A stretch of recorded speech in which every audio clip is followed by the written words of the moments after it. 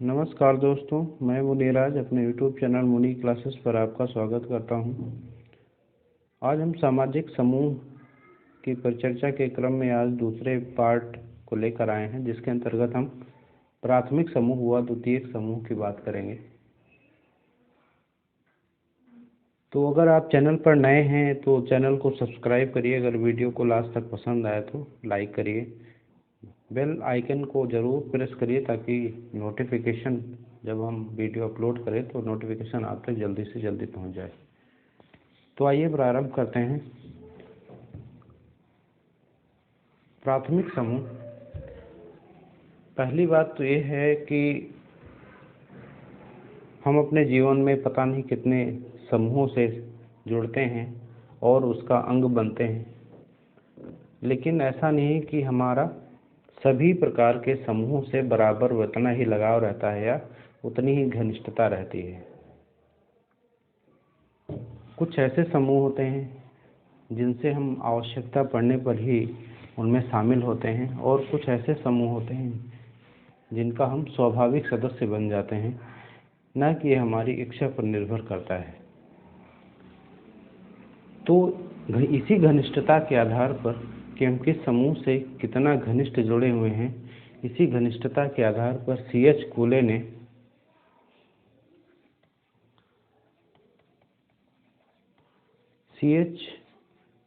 कूले ने प्राथमिक समूह की अवधारणा दी है। प्राथमिक समूह की अवधारणा दी है। इनका जब भी एग्जाम में प्रश्न आता है तो प्राथमिक समूह तथा द्वितीयक समूह की अवधारणा किसने दी है, ये साथ में आता है, तो उसका भी आंसर C.H. कूले ने होगा। तो C.H. कूले ने 1909 में अपनी एक प्रकाशित पुस्तक सोशल ऑर्गेनाइजेशन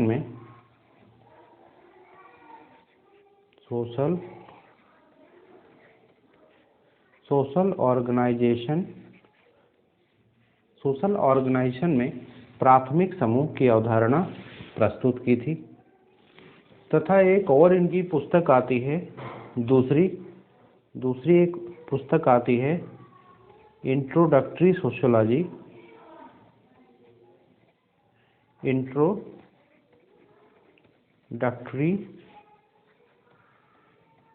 सोशियोलॉजी या प्रारंभिक समाजशास्त्र, जिसमें इन्होंने द्वितीयक समूह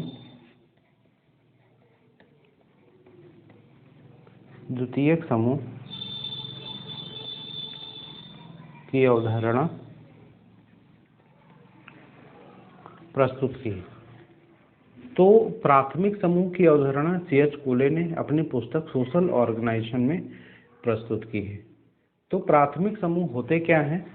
प्राथमिक समूह जो समूह बालक के प्रथमतया संपर्क में आते हैं और उसके प्राथमिक समाजीकरण में मुख्य भूमिका निभाते हैं। तो हमने बताया कि कुछ समूह ऐसे होते हैं जिनका हम स्वाभाविक सदस्य बन जाते हैं या जिनसे हमारा बहुत घनिष्ठता का संबंध होता है, बहुत अनौपचारिक संबंध होता है, बहुत मजबूत संबंध होता है। तो इन सब विशेषताओं से युक्त समूह को हम प्राथमिक समूह की श्रेणी में रखेंगे। बालक जब जन्म लेता है, बच्चा जन्म लेता है, तो उसका समाजीकरण प्रारंभ होता है। तो प्राथमिक समाजीकरण जो होता है वो प्राथमिक समूहों के द्वारा ही किया जाता है, जिसमें C.H. कूले ने परिवार, पड़ोस व मित्र मंडली को शामिल किया है।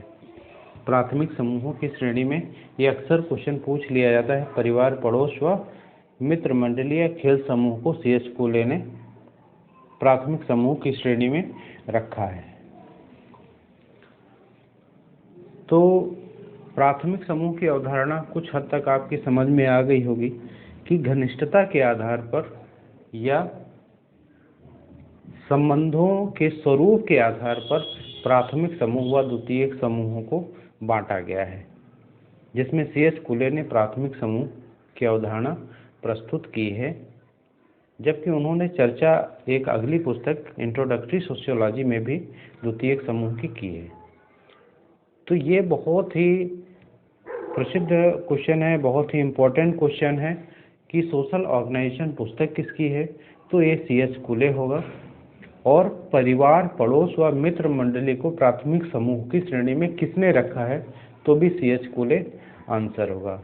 तो ये बहुत ही इम्पोर्टेंट क्वेश्चन है, चाहे वो PGT हो, UGC नेट हो या असिस्टेंट प्रोफेसर के एग्ज़ाम हो, तो उसमें बहुत ही महत्वपूर्ण क्वेश्चन किस श्रेणी में आते हैं।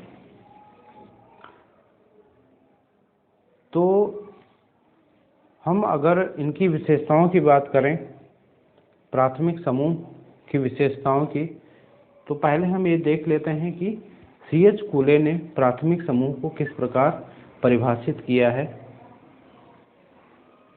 तो C.H. कूले ने कहा है परिभाषित करने के क्रम में कि प्राथमिक समूहों से मेरा तात्पर्य प्राथमिक समूहों से मेरा तात्पर्य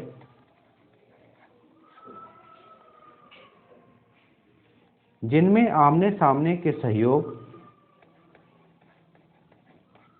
जिनमें आमने सामने के सहयोग और घनिष्ठ संबंध पाए जाते हैं।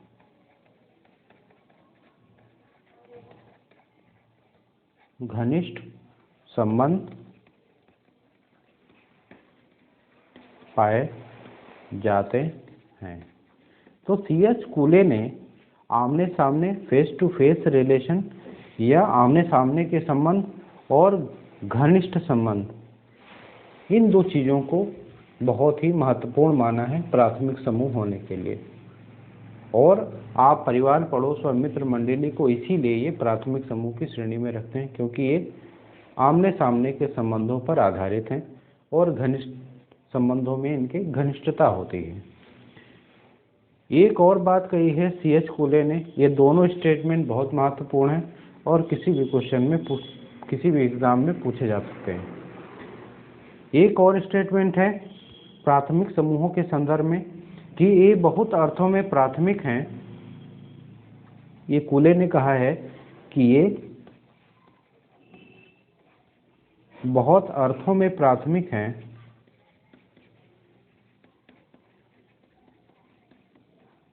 ध्यान से देखना इस स्टेटमेंट को और पढ़ना और समझना और याद रखने की पूरी कोशिश करना, क्योंकि ये स्टेटमेंट पूछ लिए जाते हैं एग्जाम्स में। इन्होंने कहा है कि ये बहुत से अर्थों में प्राथमिक हैं, लेकिन मुख्यतः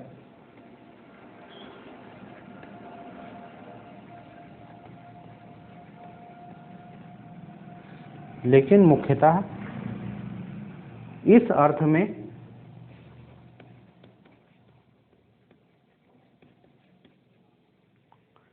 कि ये सबसे पहले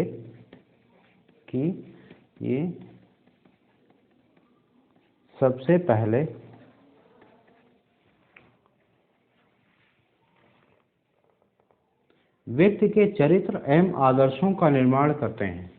सबसे पहले व्यक्ति के चरित्र व आदर्शों का निर्माण करते हैं। तो हम C.H. कूले के दोनों स्टेटमेंट देखने से हमें पता चल रहा है कि C.H. कूले ने किस प्रकार के समूहों को प्राथमिक समूह की श्रेणी में रखा है। पहले स्टेटमेंट में उन्होंने आमने सामने के संबंध व घनिष्ठ संबंधों को महत्वपूर्ण माना है, जबकि दूसरे स्टेटमेंट में वो कहते हैं कि व्यक्ति के चरित्र व आदर्शों का निर्माण सबसे पहले इन्हीं समूहों के अंतर्गत किया जाता है। तो हमें ये बात सोचनी पड़ेगी कि सबसे पहले हमारे चरित्र या बच्चे के चरित्र का निर्माण कौन करता है। उसका परिवार करता है, उसके आस पड़ोस के लोग करते हैं, या उसका जो प्ले ग्रुप होता है, जो खेल समूह होता है, या उनके जो नज़दीकी दोस्त होते हैं, प्राथमिक दोस्त होते हैं, वह उसके सबसे पहले उसके चरित्र व उसके व्यक्तित्व का निर्माण करते हैं। इसीलिए कूले ने प्राथमिक समूह की श्रेणी में परिवार, पड़ोस और मित्र मंडली को रखा है। आइए बात करते हैं प्राथमिक समूह की विशेषताओं की। तो प्राथमिक समूह की विशेषताओं पर हम अगर जाते हैं तो सबसे पहली विशेषता है छोटा आकार। समूह का आकार छोटा होगा तभी उनमें आमने सामने के संबंध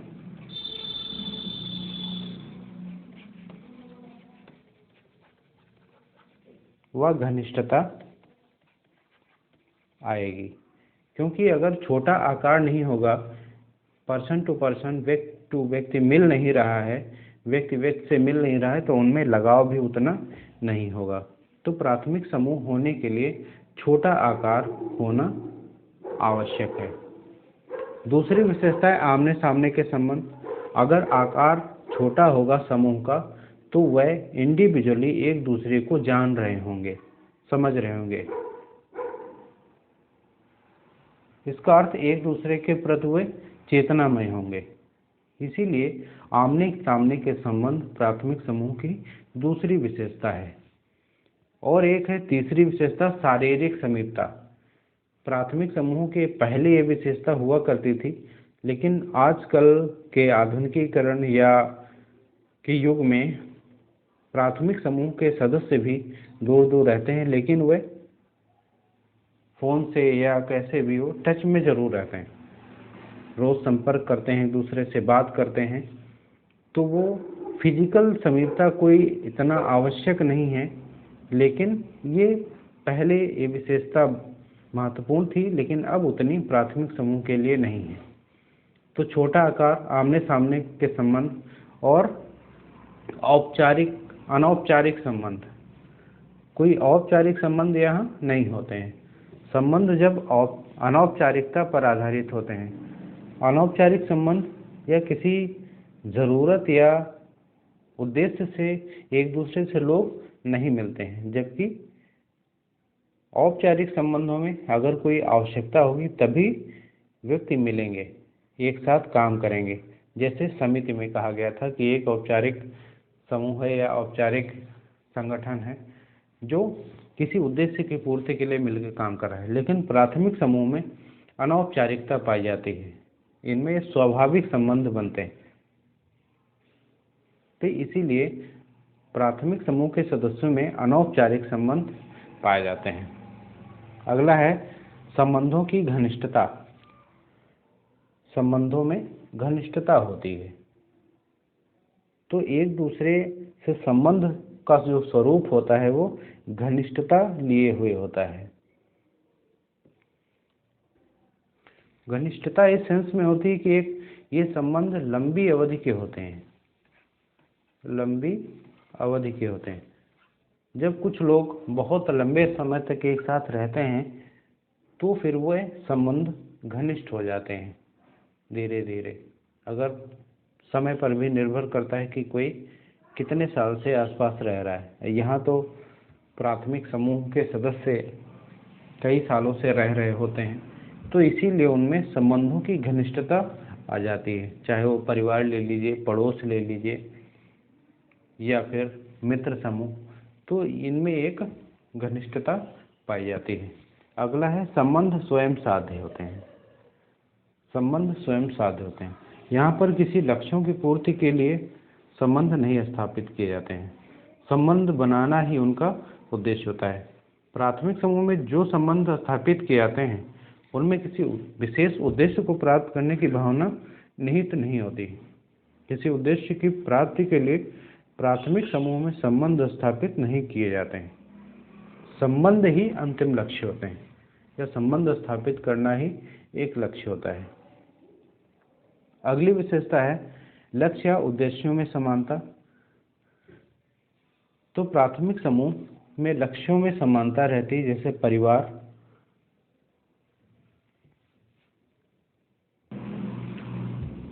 परिवार में घनिष्ठ संबंध पाए जाते हैं, और ये घनिष्ठ संबंध लक्ष्यों या उद्देश्यों में समानता के कारण ही होते हैं। प्रत्येक सदस्य यह प्रयत्न करता है कि वह अपने लक्ष्यों या हितों को पूरा करने हेतु किसी दूसरे के हितों का हनन न करे या उसके सामने वाले के हितों का हनन या अवहेलना ना हो। तो यहाँ पर लक्ष्य या उद्देश्य में समानता पाई जाती है। तो इन विशेषताओं से युक्त समूह को कूले ने प्राथमिक समूह की श्रेणी में रखा है। चर्चा के अगले क्रम में बढ़ते हैं द्वितीयक समूह की ओर और देखते हैं द्वितीयक समूह क्या होते हैं। द्वितीयक समूह हमने पहले ही कहा था कि घनिष्ठता के आधार पर हम प्राथमिक समूह व द्वितीयक समूह में समूहों को बांटा है कूले ने, C.H. कूले ने। तो वह समूह जो प्राथमिक नहीं है, यह व्यक्ति के प्रारंभिक व्यक्तित्व के निर्माण में अहम योगदान नहीं करते हैं। व्यक्ति समय समय पर अपनी ज़रूरतों को पूरा करने के लिए समूह विशेष का सदस्य बनता है, तो उन्हीं को हम द्वितीयक समूह की श्रेणी में रखेंगे। प्राथमिक समूह की प्रकृति के विपरीत जितनी भी हमने प्राथमिक समूह की विशेषताएं बताई हैं, उसके विपरीत विशेषताओं को धारित करने वाले समूहों को हम द्वितीयक समूह कहेंगे। तो इसकी विशेषताओं को अगर हम देखें, इनकी विशेषताओं को देख लेते हैं। पहली विशेषता है बड़ा आकार। इसका आकार जो है, यह आकार काफ़ी बड़ा होता है, जिसमें आमने सामने के संबंध नहीं पाए जाते हैं, क्योंकि इतना बड़ा आकार होने के कारण एक व्यक्ति दूसरे व्यक्ति से परिचित नहीं हो पाता है। इसी कारण उनमें संबंधों में घनिष्ठता भी नहीं उतनी हो पाती जितना प्राथमिक समूह में हुआ करती है। तो प्राथमिक समूह की पहली विशेषता है बड़ा आकार। दूसरी विशेषता है छुओ और जाओ के संबंध। छुओ और जाओ के संबंध, इसका अर्थ है कि हमारा जितना भी मतलब है आपसे, या वहीं तक हम संबंध स्थापित करते हैं जहाँ तक हमारी ज़रूरत होती है। हमारी ज़रूरत पूरी हो गई, आपसे कोई संबंध फिर नहीं है। तो इसीलिए इसको छू और जाओ के संबंध कहा गया है। घनिष्ठता का अभाव रहता है। एक और बात है, छू और जाओ के संबंध, इसमें इतना अस्थिरता रहती है, या सिर्फ अपने स्वार्थों को ही ध्यान में रखा जाता है। इसीलिए P.H. लैंडिस ने द्वितीयक समूहों को शीत जगत के प्रतिनिधि कहा है। क्या कहा है? द्वितीयक समूह शीत जगत के प्रतिनिधि हैं।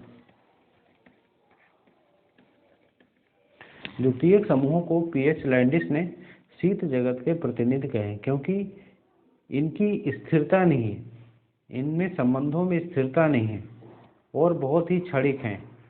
इसी विशेषता को ध्यान में रखते हुए P.H. लैंडिस ने द्वितीयक समूह को शीत जगत के प्रतिनिधि कहा है। अगली विशेषता है घनिष्ठता का अभाव। जब समूह का आकार इतना बड़ा होगा तो प्रत्येक व्यक्ति से मिलना संभव नहीं होगा। तो जाहिर सी बात है कि जब संबंध अच्छे से स्थापित नहीं होंगे तो उनमें घनिष्ठता कहाँ से आएगी। तो घनिष्ठता का अभाव होता है। औपचारिक संबंध सिर्फ अपने स्वार्थों या आवश्यकताओं को पूर्ति करने के लिए ही संबंधों की स्थापना की जाती है, संबंध स्थापित किए जाते हैं। तो संबंधों का स्वरूप कैसा होता है? औपचारिक होता है। हितों की महत्ता हमने पहले ही बताया कि हित या स्वार्थ महत्वपूर्ण होते हैं। उद्देश्यों में भिन्नता, हितों की महत्ता, हित महत्वपूर्ण होते हैं। तो इन्हीं हितों को ध्यान में रखते हुए किम्बाल यंग ने या के यंग ने द्वितीयक समूहों को विशेष स्वार्थ समूह कहा है। विशेष स्वार्थ समूह, विशेष स्वार्थ समूह कहा है। हितों की महत्ता या स्वार्थों की महत्ता होने के कारण द्वितीयक समूह को विशेष स्वार्थ समूह कहा है किम्बाल यंग ने।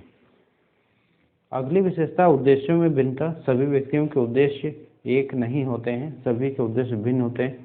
इच्छा से स्थापित, यह हमारी इच्छा पर है कि हम द्वितीयक समूह का सदस्य बने या ना बने, तो ये हम अपनी इच्छा से उसमें शामिल होते हैं, जबकि प्राथमिक समूह हमारी इच्छा पर निर्भर नहीं है।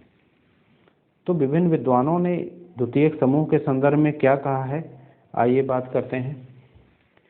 ये इनके स्टेटमेंट भी कब पूछे जा सकते हैं, कई बार पूछे गए हैं, तो इन सब स्टेटमेंट्स को ज़रूर ध्यान रखिएगा। बेयरस्ट्रीट ने कहा है द्वितीयक समूह के लिए कि वो सभी समूह, बेयरस्ट्रीट की एक पुस्तक आती है, उसका यहाँ उल्लेख करना आवश्यक है, सोशल ऑर्डर, जिसमें इन्होंने इन स्टेटमेंट्स की बात की है कि वो सभी समूह द्वितीयक हैं जो प्राथमिक नहीं हैं। तो बेयरस्ट्रीट ने द्वितीयक समूह को इस प्रकार परिभाषित किया है कि वह सभी समूह द्वितीयक हैं जो प्राथमिक नहीं हैं। व्यक्ति के कुछ समूह प्राथमिक होते हैं और जितने विशेष समूह हैं वह सब द्वितीयक समूह की श्रेणी में। दूसरा स्टेटमेंट है कि प्राथमिक समूह एक वैयक्तिक समूह है और द्वितीयक समूह अवैयक्तिक समूह है। ये बेयरस्ट्रीट के स्टेटमेंट हैं या कथन है द्वितीयक समूह के संदर्भ में, तो इनको ध्यान में रखना, याद रखना आवश्यक है। प्राथमिक समूह एक वैयक्तिक समूह है जिसमें व्यक्ति से व्यक्ति मिलता है और एक दूसरे के प्रति परिचित होता है, जबकि द्वितीयक समूह अवैयक्तिक समूह है, वहाँ इंडिविजुअली एक दूसरे को नहीं जान रहे होते हैं लोग। किंग्सले डेविस ने अपनी पुस्तक ह्यूमन सोसाइटी, इनके किंग्सले डेविस की पुस्तक आती है ह्यूमन सोसाइटी, जिसमें इन्होंने कहा है कि द्वितीयक समूहों को साधारणतया जो कुछ भी प्राथमिक के बारे में कहा गया है के विरोधी रूप में परिभाषित किया जा सकता है। जितनी भी विशेषताएं हमने प्राथमिक के बारे में बताई हैं, प्राथमिक समूह के बारे में बताई हैं, उनके विपरीत विशेषताओं की अगर चर्चा कर ली जाए तो वह द्वितीयक समूह हो जाएगा। तो किंग्सले डेविस ने द्वितीयक समूह को इस प्रकार परिभाषित किया है। पीएच लैंडिस की बात हम पहले भी कर चुके हैं। पीएच लैंडिस ने द्वितीयक समूहों को शीत संसार के प्रतिनिधि की संज्ञा दी है, यह शीत संसार का प्रतिनिधि कहा है। तो ये चीज़ें आपको ध्यान में रखनी है और इनके स्टेटमेंट ध्यान में रखने हैं। पीएच लैंडिस का कई बार क्वेश्चन पूछा जा चुका है, खासकर पीजीटी व असिस्टेंट प्रोफेसर एग्जाम में, तो इन स्टेटमेंट्स को ध्यान में रखना है। अगले विचारक हैं सीएच कूले, जिन्होंने द्वितीयक समूह अपनी पुस्तक सोशल ऑर्डर में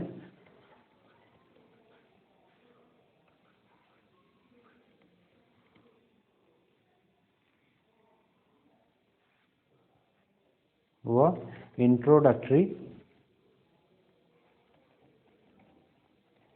सोशियोलॉजी में ये कहा है कि यह वो समूह है जिनमें घनिष्ठता और प्राथमिक समूह की विशेषताओं का पूर्ण अभाव रहता है। इनका ये स्टेटमेंट जरूर ध्यान रखना, पूछा जा सकता है कि सीएच कूले ने ये स्टेटमेंट दिया है जिसमें वो कहते हैं कि वह समूह है जिनमें घनिष्ठता तथा प्राथमिक समूह की विशेषताओं का पूर्ण अभाव रहता है।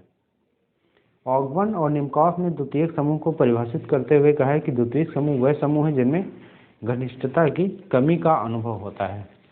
तो सभी विचारक कहीं ना कहीं संबंधों की घनिष्ठता की कमी को द्वितीयक समूह में दिखाते हैं और इसी रूप में परिभाषित करते हैं।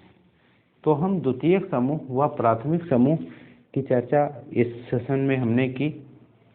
उम्मीद है ये आपको अच्छा लगा होगा और काफ़ी क्वेश्चन इस वीडियो से आने की उम्मीद है अगले जो एग्ज़ाम होने वाले हैं। अगले वीडियो में हम बात करेंगे जो जितने भी छोटे छोटे समूह रह गए हैं उनकी चर्चा, से संदर्भ समूह, हित समूह, दबाव समूह और अर्ध प्राथमिक समूह, इन सब की चर्चा एक अलग से वीडियो में अगले वीडियो में हम करेंगे पार्ट 3 में। तो अब तक के लिए वीडियो देखने के लिए धन्यवाद। मिलते हैं अगले वीडियो में।